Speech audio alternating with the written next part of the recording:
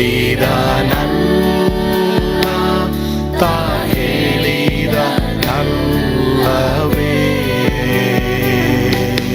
ನಾ ಕೈ ಬಿಡೇನು, ನಾ ಕೈ ಬಿಡೇನು. ಆ ಮಾತು ಹೇಳಿದನಲ್ಲ, ತಾ ಹೇಳಿದನಲ್ಲವೇ. ಯೇಸು ಕೈ ಬಿಡನು ದೈನಂದಿನ ಸತ್ಯವೇದ ಅಧ್ಯಯನಕ್ಕೆ ನಿಮ್ಮೆಲ್ಲರನ್ನು ಆಹ್ವಾನಿಸುತ್ತೇನೆ.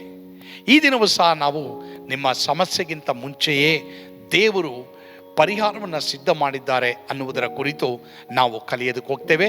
ಈ ಸಂದೇಶ ನಿಮಗೆ ತುಂಬ ಆಶೀರ್ವಾದವಾಗಿರುತ್ತೆ ಪ್ರಿಯರೇ. ನೀವು ಯಾವುದೇ ಒಂದು ಸಮಸ್ಯೆ ಬಗ್ಗೆ ಯೋಚನೆ ಮಾಡುವಾಗ ಅದಕ್ಕೆ ಸೊಲ್ಯೂಷನ್, ಪರಿಹಾರ ದೇವರು ಕೊಟ್ಟಿದ್ದಾರೆ ಎಂಬುದಾಗಿ ಸ್ತೋತ್ರ ಮಾಡಿರಿ. ಖಂಡಿತವಾಗಿ ಸಂದೇಶ ನಿಮಗೆ ಆಶೀರ್ವಾದವಾಗಿರುತ್ತೆ. ಕೇಳಿಸ್ಕೊಳ್ರಿ, ನೋಡ್ರಿ, ನಂಬ್ರಿ. ಆದಿಕಾಂಡ 22:13. ಆದಿಕಾಂಡ 22:13 ಮಾತ್ರ ಓದ್ರಿ. ಅಬ್ರಹಾಮನು ಕಣ್ಣೆತ್ತಿ ನೋಡುವಾಗ ತನ್ನ ಹಿಂದುಗಡೆ ಒಂದು ಟಗರು ಪೊದೆಯಲ್ಲಿ ಕೊಂಬುಗಳಿಂದ ಸಿಕ್ಕಿಕೊಂಡಿತ್ತು. ಅವನು ಹೋಗಿ ಅದನ್ನು ಹಿಡಿದು ತಂದು ತನ್ನ ಮಗನಿಗೆ ಬದಲಾಗಿ ಹೋಮ ಮಾಡಿದ. ಸಾಕಮ್ಮ. ಒಂದಿನ ಅಬ್ರಹಾಮನಿಗೆ ದೇವರು ಹೇಳ್ತಾರೆ, ವಯಸ್ಸಾಗಿ ಅವನಿಗೆ ಮಗು ಆಗಿತ್ತು, ಅದನ್ನು ಹೋಗ್ಬಿಟ್ಟು ಹೋಮ ಮಾಡು. ಅಂದರೆ ತಂದೆಯಾದ ದೇವರು ತನ್ನ ಒಬ್ಬನೇ ಮಗನನ್ನು ನಮಗಾಗಿ ಬಲಿ ಅರ್ಪಿಸ್ತಾರೆ ಅನ್ನೋ ಪಿಕ್ಚರು ಇಲ್ಲಿ ಆ ಟೈಮಲ್ಲಿ ದೇವರು ಅಬ್ರಹಾಮನ ಮೂಲಕ ನಮಗೆ ತೋರಿಸ್ತಾ ಇದ್ರು. ಸರಿ, ಒಂದಿನ ಬೆಳಿಗ್ಗೆ ಅಬ್ರಹಾಮ ಏನು ಮಾಡ್ತಾನೆ, ಅವನ ಹೆಂಡತಿಗೂ ಹೇಳಲಿಲ್ಲ. ಅವನು ಮಗ ಸೇವಕ ಕತ್ತೆ ಮೇಲೆ ಕುತ್ಕೊಂಡು ಹೋಗ್ತಾ ಇರ್ತಾರೆ. ಇನ್ನೇನು 3 ದಿನ ಪ್ರಯಾಣ ಆದಮೇಲೆ ಈ ಯವನಸ್ಥ ಮಗ ಏನು ಮಾಡ್ತಾನೆ, ಕೇಳ್ತಾನೆ, ಅಪ್ಪ ಹೋಮಕ್ಕೆ ಬೇಕಾದಂಥ ಕಟ್ಟಿಗೆ ಇದೆ, ಆದರೆ ಕುರಿ ಎಲ್ಲಪ್ಪ ಅಂತ ಕೇಳ್ತಾನೆ. ಕುರಿ ಎಲ್ಲಿದೆ? ಅವಾಗ ಅಬ್ರಹಾಮ ಹೇಳ್ತಾನೆ, ಅವನು ಗೊತ್ತಿಲ್ಲ, ಅಬ್ರಹಾಮನಿಗೆ ಗೊತ್ತಿಲ್ಲ ಈ ಟೆಸ್ಟ್. ಅವನು ಭಯಂಕರ, ಕೆಲವರಿಗೆ ಭಯಂಕರ ಟೆಸ್ಟ್ ಇರ್ಬೋದು. ಏನು ಮಾಡಬೇಕು ಅಂತ ಗೊತ್ತಿಲ್ಲ, ಏನು ಅನ್ನೋದು ನಿಮ್ಗೆ ಗೊತ್ತಾಗ್ತಾ ಇಲ್ಲ. ಅಂಥ ಸಂದಿಗ್ಧ ಪರಿಸ್ಥಿತಿಯಲ್ಲಿ ನೀವು ಇವತ್ತು ಬಂದಿದ್ದೀರಾ. ಅದಕ್ಕೆ ನೀವು ಈ ಮೆಸೇಜ್ ಕೇಳಿಸ್ಕೊಳ್ತಾ ಇದ್ದೀರಾ. ಏನು ಮಾಡಬೇಕು ಅಂತ ಗೊತ್ತಿಲ್ಲ. ಆ ಥರ ನೀನಿದೆಯಪ್ಪ, ಆ ಥರ ನೀವಿದ್ದೀರಾ. ಭಯಪಡಬೇಡಿ. ದೇವರಿಗೆ ಬೆಳಕಿಗೆ ಬಲ್ಬೆ ಇರಬೇಕು ಅನ್ನೋದೇನಿಲ್ಲ, ಬೆಳಕಿಗೆ ಸೂರ್ಯನೇ ಇರಬೇಕು ಅನ್ನೋದೇನಿಲ್ಲ. ಸೂರ್ಯ ಇಲ್ಲದೆ ಬೆಳಕು ಕೊಡ್ತಾರೆ ದೇವರು. ಆ ರೀತಿ ಶಕ್ತನು. ಕಲ್ಲುಗಳಿಂದ ಅಬ್ರಹಾಮನಿಗೆ ಮಕ್ಕಳನ್ನು ಕೊಡುವ ಬಲ್ಲವನಲ್ಲವೇ ನಮ್ಮ ದೇವರು. ಆ ರೀತಿ ಅದ್ಭುತಗಳನ್ನ ನಿನಗೆ ಮಾಡ್ತಾರೆ. ಇವಾಗ ಇಲ್ಲಿ ಗಮನ ಇಡಿ ಪ್ರಿಯ ದೇವರ ಮಕ್ಕಳೇ. ಇಲ್ಲಿ ತಂದೆ ಮಗ ಮಾತಾಡ್ಕೊಂಡು ಹೋಗ್ತಾ ಇದ್ದಾರೆ, ಕುರಿ ಇಲ್ಲ, ಏನ್ ಮಾಡೋದು? ಬಟ್ ಅಬ್ರಹಾಮ ವಿಧೇಯನಾಗ್ತಾನೆ. ಅವನು ಹೋಗ್ಬಿಟ್ಟು ಅಲ್ಲಿ ಮಗುನ ಸಿದ್ಧ ಮಾಡ್ತಾ ಇರ್ತಾನೆ.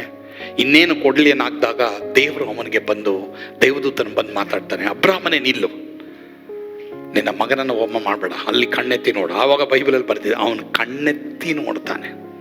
ಇವತ್ತು ಬಹಳ ಪ್ರಾಬ್ಲಮ್ ಏನು ಗೊತ್ತಾ, ಕಣ್ಣೆತ್ತಿ ನೋಡೋದಿಲ್ಲ ಎಷ್ಟೋ ಜನ, ಕಣ್ಣು ಬಿಟ್ಟೇ ನೋಡೋದಿಲ್ಲ ಎಷ್ಟೋ ಜನ. ಹೆಂಗೆ ನೋಡ್ತಾರೆ, ಹೆಂಗೆ ನೋಡ್ತೀವಿ, ಹಿಂಗೆ ನೋಡ್ತಾ ಇರ್ತೀವಲ್ಲ, ಇದು ನೋಡಿ ನೋಡಿನೇ ನಮ್ಮ ಕಣ್ಣುಗಳು ಚಿಕ್ಕದಾಗ್ಬಿಟ್ಟಿದೆ. ಕಣ್ಣೆತ್ತಿ ನೋಡಬೇಕು ಅಲ್ವಾ? ಅದರ ಅರ್ಥ ಏನಮ್ಮ? ಅದರ ಅರ್ಥ ಏನಂದ್ರೆ, ಬೈಬಲ್ನ ಕಣ್ಬಿಟ್ಟು ಹೋದ್ರಿ, ದೇವ್ರನ್ನ ಕಣ್ಣಿಟ್ಟು ನೋಡ್ರಿ. ಆತನನ್ನೇ ದೃಷ್ಟಿಸಿದವರು ಪ್ರಕಾಶ ಹೊಂದಿದ್ದಾರೆ, ಅವರ ಮುಖ ಲಜ್ಜೆಯಿಂದ ಕೆಡುವುದೇ ಇಲ್ಲ. ನೀ ಕೆಟ್ಟೋಗಲ್ಲ ಅವ್ರನ್ನ ನೋಡಿದ್ರೆ, ನೀ ಕೆಟ್ಟೋಗಲ್ಲ. ಅವ್ರನ್ನ ನೋಡು, ಅವ್ರನ್ನ ನೋಡಕ್ಕೆ ಟೈಮ್ ಕೊಡು. ಆತನನ್ನೇ ದೃಷ್ಟಿಸಿದವರು ಪ್ರಕಾಶ ಹೊಂದಿದ್ದಾರೆ, ಅವರ ಮುಖ ಲಜ್ಜೆಯಿಂದ ಕೆಡುವುದೇ ಇಲ್ಲ, ಕೆಟ್ಟು ಹೋಗದೇ ಇಲ್ಲ ಪ್ರಿಯರೇ. ದೇವರು ಆ ರೀತಿ ನಮಗ್ ಮಾಡ್ತಾರೆ. ಈಗ ಅಬ್ರಹಾಮ ಕಣ್ಣೆತ್ತಿ ನೋಡಿದಾಗ ಅಲ್ಲಿ ಕುರಿ ರೆಡಿ ಆಗಿತ್ತು. ಅಬ್ರಹಾಮನಿಗೆ ದೇವರು ಹೇಳಿದಾಗಲೇ ಕುರಿನ ಅಲ್ಲಿ ಪೊದೆಯಲ್ಲಿ ಇಟ್ಬಿಟ್ಟಿದ್ರು ದೇವರು. ಸೊ ಆ ಕುರಿಯನ್ನು ತಗೊಂಡು ಅವನು ಹೋಮ ಮಾಡ್ತಾನೆ. ಕಡೆಗೆ ಆ ಸ್ಥಳಕ್ಕೆ ಅವನು ಏನು ಹೇಳ್ತಾನೆ ಗೊತ್ತಾ? ಯೆಹೋವ ಈರೆ ಎಂಬುದಾಗಿ ಹೇಳ್ತಾನೆ. ಅದರ ಅರ್ಥ ಏನಂದ್ರೆ, ದೇವರೇ ಒದಗಿಸುವನು. ಒಂದ್ಸಲ ನನಗಿನ್ನೂ ನೆನಪಿದೆ, ಇಲ್ಲಿ ಗೋಪಾಲ್ ರೆಡ್ಡಿ ಅವರ ಮನೆಯಲ್ಲಿ ಬಾಡಿಗೆಗಿದ್ವಿ. ನನ್ನ ಜೊತೆ ಒಂದು 3 ಜನ ಇದ್ರು. ಇವ್ರು ಕೆಲವು ಸಲ ಯಾವಾಗ ನೋಡು ಅಪನಂಬಿಕೆ ಮಾತೇ ಮಾತಾಡೋದು. ಏನಕ್ಕೆ ಬಂದ್ಬಿಟ್ಟು ಏನೋ ಒಂದು ನೋಡಪ್ಪ, ಅವ್ರಿವ್ರನ್ನ ಕೇಳು, ನಾನು ಯಾರನ್ನು ಕೇಳು, ಸುಮ್ಮನೆ ಇರ್ರಿ ಅಂತ ಅಂದ್ಬಿಟ್ಟು ಏನು ಮಾಡಿದೆ, ಪ್ರಾರ್ಥನೆ ಮಾಡೋಣ. ಅಯ್ಯೋ, ಈ ಒಂದು ಯಾವಾಗಲೂ ಇದೆ. ಸರಿ, ನನ್ನ ಯಾರೋ ಒಬ್ಬರು ಕೇರಳ ಕರೆದ್ರು. ಕೇರಳ ಕರೆದ್ಬಿಟ್ಟು ಒಂದು ಒಳ್ಳೆ ಮೀಟಿಂಗು ಇಡ್ತೀವಿ. ಅವರು ಒಂದು ಐಶ್ವರ್ಯವಂತರೇ ಅವರು. ಆ ಅಪ್ಪನ ಹೆಂಡತಿ ಅವ್ರೇನು ಮಾಡಿದ್ರು, ನಮ್ಮ ಸೇವೆ ಬಗ್ಗೆ ಕೆಲಸ, ನಿಂಗೆ ಏನು ಬೇಕು ಕೊಡ್ತೀನಿ ಅಂದರು. ಇಲ್ಲಿಗೆ 34 ವರ್ಷ ಆಯ್ತು. ಅವಮ್ಮ ಎಲ್ಲಿದ್ದಾಳೆ ಗೊತ್ತಿಲ್ಲ. ಆ ಟೈಮಲ್ಲಿ ಎಷ್ಟು ಕಷ್ಟ ಇತ್ತು ಅಂದರೆ, ನಮಗೆ ಅಲ್ಲಿ ಪಕ್ಕದಲ್ಲಿ ಮೀನಕ್ಕ ಅವ್ರ ಅಂಗಡಿ ಇತ್ತು. ಊಟಕ್ಕೂ ಅಷ್ಟೇನೆ, ನಾವು ಒಂದೊಂದು ಟೈಮಲ್ಲೂ ಆ ಥರ ಎದುರು ನೋಡಬೇಕಾಯ್ತು. ಸರಿ, ಒಂದಿನ ಫುಲ್ಲು ಅಕ್ಕಿ ಡಬ್ಬ 3 ಡಬ್ಬ ಇದೆ, ಅದು ಖಾಲಿ ಆಗಬೇಕು, ಇನ್ನೇನು ನಾಳೆಗೆ ಇಲ್ಲ.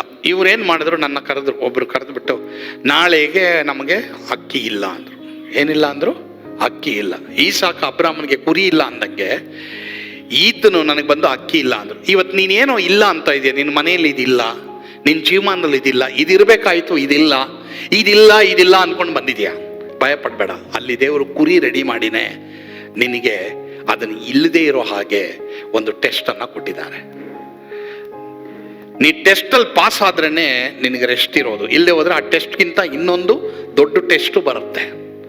ಸೊ ಎಲ್ಲರೂ ಟೆಸ್ಟಲ್ಲಿ ಪಾಸ್ ಆಗಬೇಕು. ಎಷ್ಟೋ ಜನ ನೋಡಿ ಸಭೆಗೂ ಬರೋದಿಲ್ಲ, ಯಾಕಂತಂದರೆ ಅಯ್ಯೋ ಬಂದರೆ ಎಲ್ಲಿ ಏನು ಹೋಗುತ್ತೋ ಏನೋ ಅಂತಂದ್ಬಿಟ್ಟು ಎಷ್ಟೋ ಜನ, no, you have to pass the test. ಸ್ವಲ್ಪ ಕಷ್ಟ ಇದ್ದರೂ ತೊಂದರೆ ಇದ್ದರೂ ಬರಬೇಕು. ಸರಿ, ಇವಾಗ ಆತನೇನು ಮಾಡ್ದ, ನಾಳೆಗೆ ಅಕ್ಕಿ ಇಲ್ಲಪ್ಪ, ಭಯ ಪಡಬೇಡಿ, ಎಲ್ಲರೂ ಬನ್ನಿ ಅಂದ್ಬಿಟ್ಟು ಏನು ಮಾಡಿದ್ವಿ, ಎಲ್ಲರೂ ಆ ಡಬ್ಬದ ಮೇಲೆ ಕೈ ಇಟ್ಬಿಟ್ಟು ಪ್ರಾರ್ಥನೆ ಮಾಡಿದ ಮೇಲೆ ನಾನು ಅವನಿಗೆ ಹೇಳಿದೆ, ನೀನು ಹೋಗಿ ಆಚೆ ನಿಂತ್ಕೊ ಅಂದೆ. ಆತನು, ಯಾಕೆ ಆಚೆ ನಿಂತ್ಕೋಬೇಕಂದ್ರೆ, ಆಚೆ ನಿಂತ್ಕೋ, ಪ್ರಾರ್ಥನೆ ಮಾಡಿದ್ಮೇಲೆ ಹೋಗಿ ಆಚೆ ನಿಂತ್ಕೋ ಅಂದೆ. ರೋಡಲ್ಲಿ ನಿಂತ್ಕೋ, ದೇವರನ್ನು ಅದ್ಭುತ ಮಾಡ್ತಾರೆ. ಸರಿ, ಅವ್ನು ನಿಂತ್ಕೊಂಡಿಲ್ಲ, ಇಡು ನಾನೇ ನಿಂತ್ಕೊಳ್ತೀನಿ ಅಂತ. ನಾನೇ ನಿಂತ್ಕೊಂಡೆ. ಒಂದು 10 ನಿಮಿಷ ಆದಮೇಲೆ ಯಾರೋ ಕವಸಾಕಿಯಲ್ಲಿ ಬಂದರು. ಯಾವುದರಲ್ಲಿ?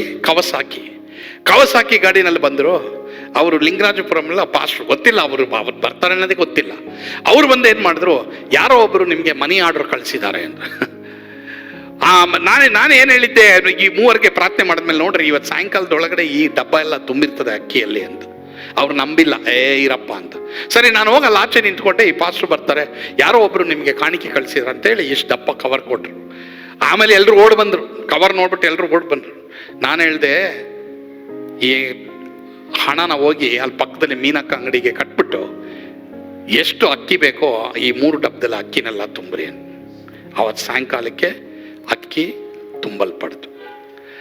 ಖಾಲಿ ಆಗಿದೆ. ಯಾಕೆ ಗೊತ್ತಾ? ಅಲ್ಲಿ ಅಕ್ಕಿ ರೆಡಿ ಆಗಿತ್ತು. ಅದಕ್ಕೆ ಪ್ರಿಯ ದೇವರ ಮಕ್ಕಳೇ, ನನಗೆ ಗೊತ್ತಿಲ್ಲ ನಿಮಗೇನು ಖಾಲಿ ಆಗಿದೆ, ನಿಮಗೇನು ಕಷ್ಟ ಇದೆ, ನಿಮಗೇನು ತೊಂದರೆ ಇದೆ, ಏನು ಸಮಸ್ಯೆ ಇದೆ, ಯಾವುದ್ರಲ್ಲಿ ನೀನು ಆದೋಗ್ತಾ ಇದೆಯಾ, ದೇವರು ನಿನಗೆಲ್ಲ ಒದಗಿಸ್ಬಿಟ್ಟೇನೆ, ಎಲ್ಲ ರೆಡಿ ಮಾಡಿಬಿಟ್ಟೇನೆ. ಈ ಸಮಸ್ಯೆ ನೀನು ತಂದಿದ್ದಾರೆ. ನೀನೇನು ಮಾಡ್ಬೇಕು ಗೊತ್ತಾ? ಕಣ್ಣೆತ್ತಿ ನೋಡ್ಬೇಕು. ಬೈಬಲಲ್ಲಿ ಏನು ಬರ್ತಿದೆ ಹೇಳಿ? ನಾನು ಕಣ್ಣೆತ್ತಿ ಏನು ನೋಡ್ತಾ ಇದೆಯಾ, ಎಲ್ಲಿ ನೋಡ್ತಾ ಇದೆಯಾ? ಬೈಬಲ್ ಓದು, ಪ್ರಾರ್ಥನೆ ಮಾಡು, ಬೈಬಲ್ ಓದು, ಪ್ರಾರ್ಥನೆ ಮಾಡು, ಬೈಬಲ್ ಓದು, ಪ್ರಾರ್ಥನೆ ಮಾಡು, ಸ್ತೋತ್ರ ಮಾಡು, ಅಷ್ಟೇ. ಬೈಬಲ್ ಓದು, ಪ್ರಾರ್ಥನೆ ಮಾಡು, ಬೈಬಲ್ ಓದು, ಪ್ರಾರ್ಥನೆ ಮಾಡು, ಅವ್ರನ್ನೇ ನೋಡು. ನಿನಗೆ ದೇವರು ಎಲ್ಲವನ್ನ ಸಿದ್ಧ ಮಾಡ್ತಾರೆ. ಸೊ ಅಬ್ರಹಾಮನಿಗೆ ಕುರಿ ಮೊದಲೇ ಪೊದೆಯಲ್ಲಿ ಇತ್ತು. ಆ ಪರಿಹಾರನ ಇಟ್ಕೊಂಡೇ ದೇವರು ಈ ಪ್ರಾಬ್ಲಮ್ ಅನ್ನು ಅವನಿಗೆ ಕೊಟ್ಟರು. ಪ್ರಿಯ ದೇವರ ಮಕ್ಕಳೇ, ಈ ಸಂದೇಶದ ಮೂಲಕ ನೀವು ಆಶೀರ್ವದಿಸಲ್ಪಟ್ಟಿದ್ದೀರಿ ಎಂಬುದಾಗಿ ನಾನು ನಂಬ್ತೇನೆ. ಒಂದು ವೇಳೆ ಯೇಸುವನ್ನು ನೀವು ಬಿಟ್ಟು ದೂರ ಹೋಗಿದ್ರೆ ತಿರುಗಿ ಆತನ ಬಳಿಗೆ ಬನ್ನಿರಿ. ಖಂಡಿತವಾಗಿ ಆತ ನಿಮ್ಮನ್ನು ಸ್ವೀಕಾರ ಮಾಡ್ತಾರೆ. ಒಂದು ವೇಳೆ ನೀವು ನಿಮ್ಮ ಪಾಪದ ನಿಮಿತ್ತವಾಗಿ ದೂರ ಹೋಗಿದ್ರೆ, ನಿಮ್ಮ ಪಾಪಗಳು ಕಡುಕೆಂಪಾಗಿದ್ರು ಹಿಮದಂತೆ ಬಿಳುಪು ಮಾಡುವುದಕ್ಕೋಸ್ಕರವಾಗಿ ಯೇಸುಸ್ವಾಮಿ ಸಿದ್ಧವಾಗಿದ್ದಾರೆ, ಮಾಡಿದ್ದೀನಿ ಎಂಬುದಾಗಿ ಹೇಳಿದ್ದಾರೆ. ನೀವೇನು ಮಾಡಬೇಕು? ಆತ ನಂಬಬೇಕು, ನಿತ್ಯ ಜೀವವನ್ನು ನೀವು ಕಾಣ್ತೀರಾ. ಕರ್ತ ನಿಮ್ಮನ್ನು ಆಶೀರ್ವಾದ ಮಾಡಲಿ. ಪ್ರಾರ್ಥನೆ ಮಾಡೋಣವಾ? ಪರಮ ಪ್ರೀತಿಯುಳ್ಳ ತಂದೆ ಆದರೂ ನಿಮಗೆ ಸ್ತೋತ್ರ. ಈ ಸಂದರ್ಭದಲ್ಲಿ ನಮ್ಮೊಂದಿಗೆ ನೀವು ಮಾತನಾಡಿದ್ದಕ್ಕಾಗಿ ಸ್ತೋತ್ರ. ಯಾರ್ಯಾರು ಇವತ್ತು ಕಾಯಿಲೆಯ ಸಮಸ್ಯೆಯ, ದೇವರೇ ಹಣದ ಸಮಸ್ಯೆಯ, ದೇವರೇ ಮಾತ್ರವಲ್ಲದೆ ದೇವರೇ ರಾಜ್ಯನ ಕೆಲಸದ ಸಮಸ್ಯೆಯ, ದೇವರೇ ಸ್ವಾಮಿ ಎಜುಕೇಷನ್ ಸಮಸ್ಯೆಯ, ಯಾವ ಸಮಸ್ಯೆ ಗೊತ್ತಿಲ್ಲಪ್ಪ, ಯಾವುದೇ ಸಮಸ್ಯೆ ಅವ್ರಿಗಿದ್ರು ಆ ಸಮಸ್ಯೆ ಎಲ್ಲದರಿಂದ ಅವ್ರನ್ನ ಬಿಡುಗಡೆ ಮಾಡಪ್ಪ. ದೇವರೇ ನೀನು ಅನೇಕರಿಗೆ ಬಿಡುಗಡೆ ಮಾಡಿದ್ಯಾ ಸತ್ಯವೇದದಲ್ಲಿ, ನಮಗೂ ನೀನು ಬಿಡುಗಡೆ ಮಾಡಪ್ಪ. ಸ್ತುತಿ ಘನ ಮಾನ ಮಹಿಮೆ ನೀವು ಒಬ್ಬರೇ ಹೊಂದಿಕೊಳ್ಳ್ರಿ ಸ್ವಾಮಿ. ಯೇಸುವಿನ ಹೆಸರಿನಲ್ಲಿ ಪ್ರಾರ್ಥಿಸ್ತೇವೆ ದೇವರೇ, ಆಮೇನ್. ಕರ್ತನು ತಾನೇ ನಿಮ್ಮೆಲ್ಲರನ್ನ ಆಶೀರ್ವಾದ ಮಾಡಲಿ. ಸ್ವರ್ಗದ ಆನಂದ ನಿಮ್ಮೆಲ್ಲರನ್ನ ತುಂಬಿ ತುಳುಕಲಿ. ಆಮೇನ್. God bless you.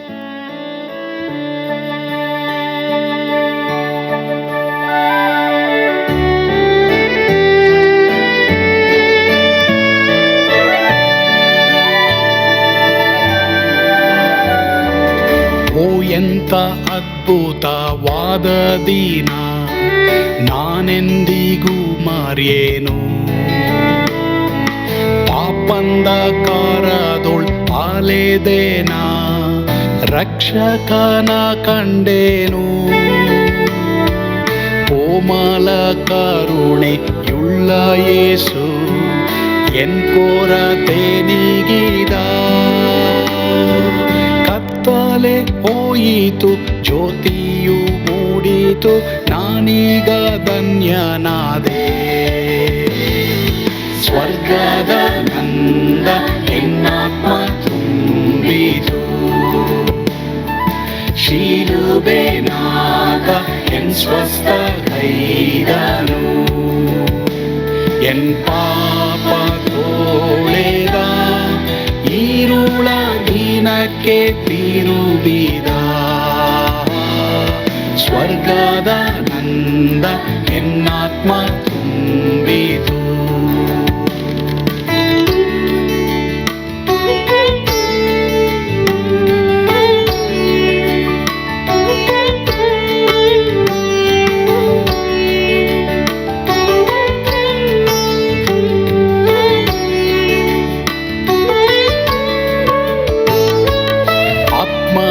ನೂತನ ಜನ್ಮದಿಂದ ದೇವಪುತ್ರನಾದೇನು.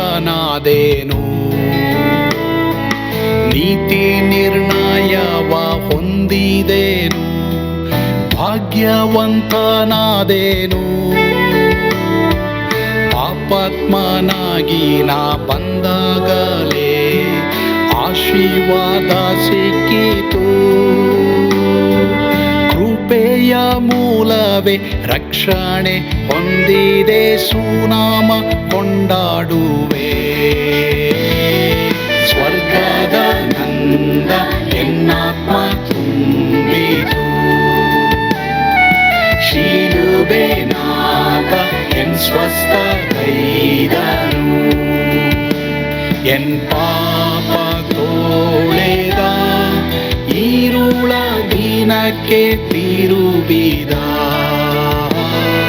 ಸ್ವರ್ಗದ ನಂದ ಎನ್ನಾತ್ಮ ತುಂಬಿತು.